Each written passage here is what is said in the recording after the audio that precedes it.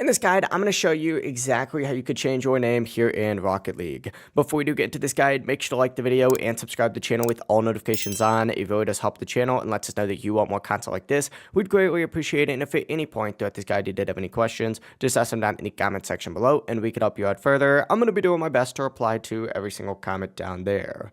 Now, if you play Rocket League, essentially, you just need to open up a web browser of your choice, which I'm using Google Chrome for this, and go ahead and go to epicgames.com. Since Rocket League is through Epic Games now, everything has to be changed through here. But once you get on epicgames.com, and I'd recommend closing out of Rocket League first, what you're going to want to do is sign in. And then once you sign in, select your profile icon up at the top right, scroll down a little bit, and you're going to see a account section right here.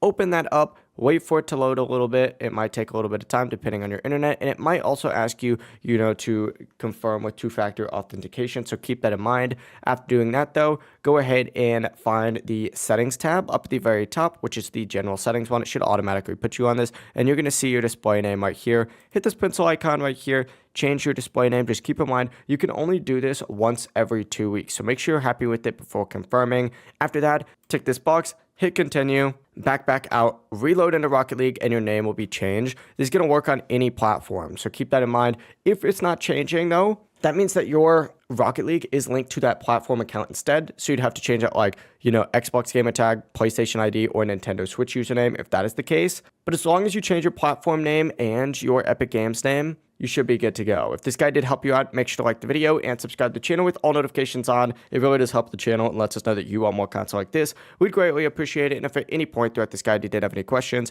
just ask them down in the comment section below. Have a great rest of your day, though. Peace.